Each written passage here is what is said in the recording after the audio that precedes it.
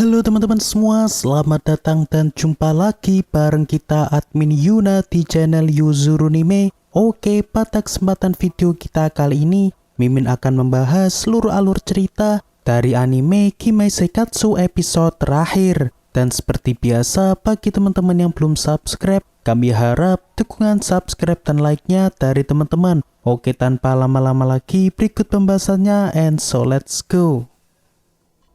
Episode dimulai dengan Saki dan juga teman-temannya yang kini sedang belajar kelompok di rumahnya Maya. Dan selama belajar, di sini Saki pun merasa bahwa betapa pentingnya bergantung kepada orang lain ketika dirinya yang sedang merasa kesulitan. Yang mana biasanya Saki memilih untuk tetap diam ketika dirinya menghadapi masalah apapun.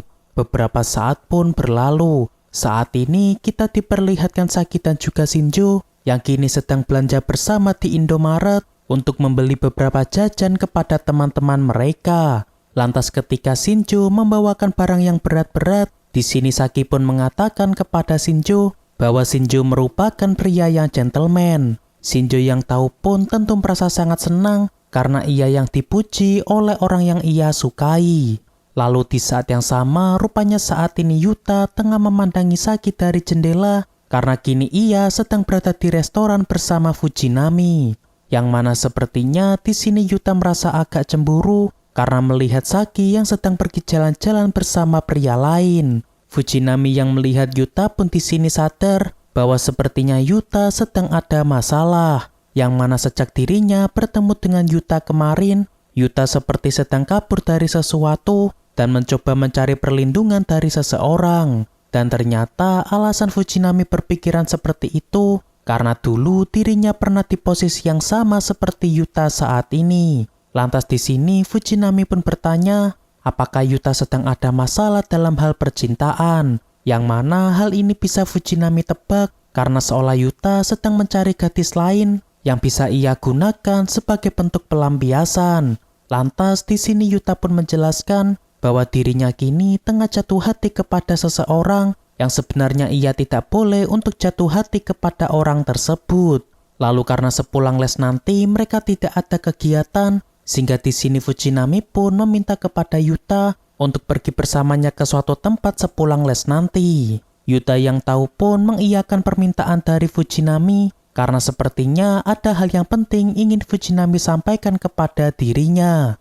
Beberapa saat pun berlalu. Ketika Saki pulang bersama dengan Shinjo, tiba-tiba Saki pun dikejutkan dengan Shinjo yang kini tengah menyatakan perasaannya kepada dirinya. Namun karena dalam hati Saki masih ada sosok Yuta, sehingga ia pun di sini dengan berat hati tidak bisa menerima pernyataan cinta dari Shinjo. Shinjo yang tahu pun di sini merasa agak shock, apalagi setelah tahu bahwa sebenarnya Saki kini juga tidak sedang berpacaran dengan siapapun. Namun karena kini dirinya telah ditolak oleh Saki, sehingga ia tidak boleh lagi dekat dengan Saki, agar dirinya nanti tidak terus-terusan merasa tersakiti.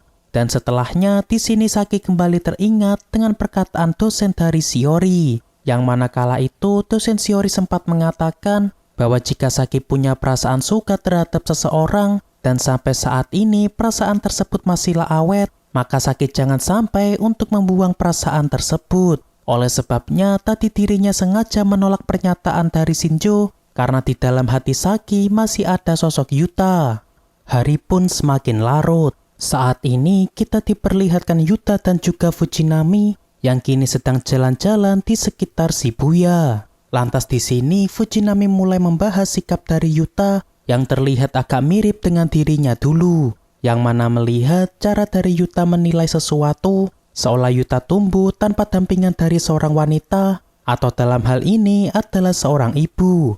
Dan hal tersebut pernah dialami oleh Fujinami karena ia harus kehilangan kedua orang tuanya ketika SMP yang disebabkan sebuah insiden kecelakaan. Dan di saat itu Fujinami terlihat sangat mengenaskan karena dari pihak keluarga malah bersikap cuek sebab hubungan orang tuanya tidak mendapat restu dari pihak keluarga.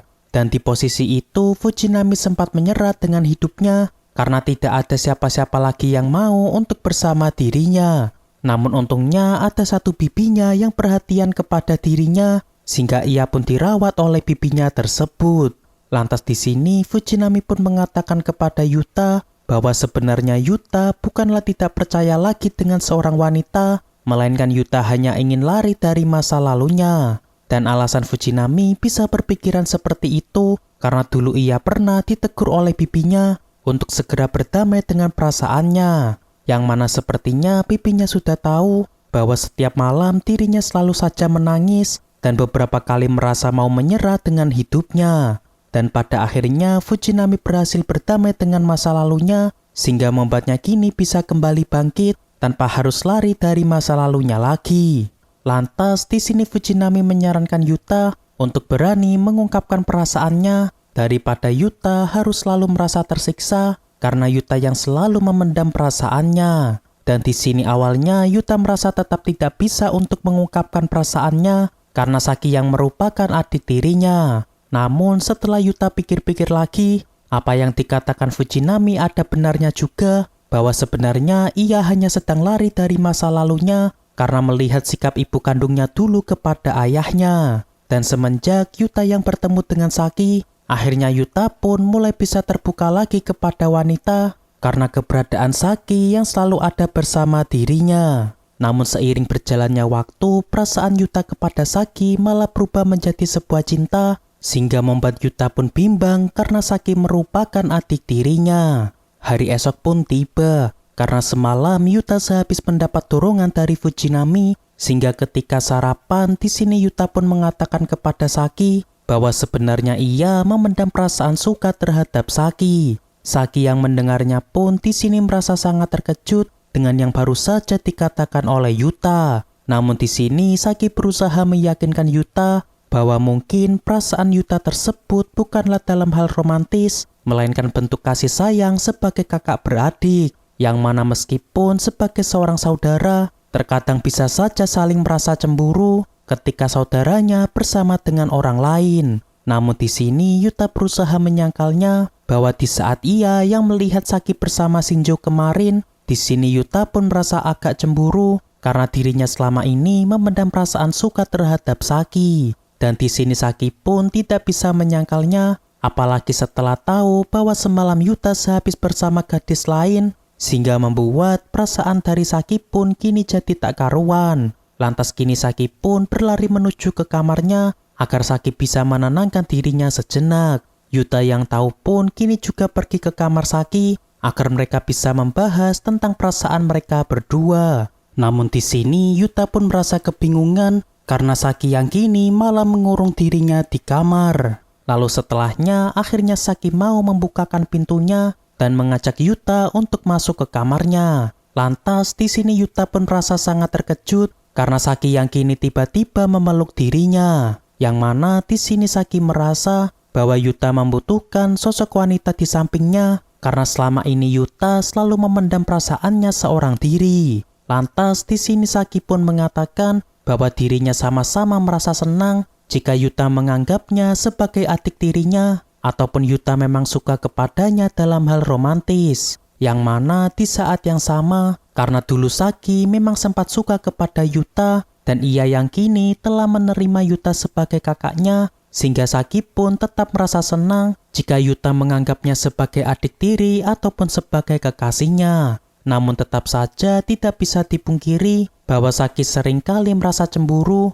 tiap kali Yuta yang bersama dengan gadis lain. Yang mana Saki sendiri di sini juga tidak mengerti apakah rasa cemburunya karena perasaan suka kepada Yuta ataupun sebagai adik tiri dari Yuta. Dan melihat Saki yang merasa bimbang, seketika Yuta pun mengatakan kepada Saki bahwa mereka harus saling terbuka satu sama lain agar mereka bisa meringankan beban mereka masing-masing. Namun karena mereka tidak boleh membuat orang tua mereka merasa kecewa, sehingga mereka pun harus saling menjaga sikap mereka layaknya seorang kakak beradik ketika di luar. Dan meskipun mereka belum bisa menemukan jawaban sebenarnya tentang perasaan mereka, namun kini mereka telah bersepakat untuk menjalaninya bersama-sama agar tidak ada lagi dari mereka berdua yang merasa tersakiti.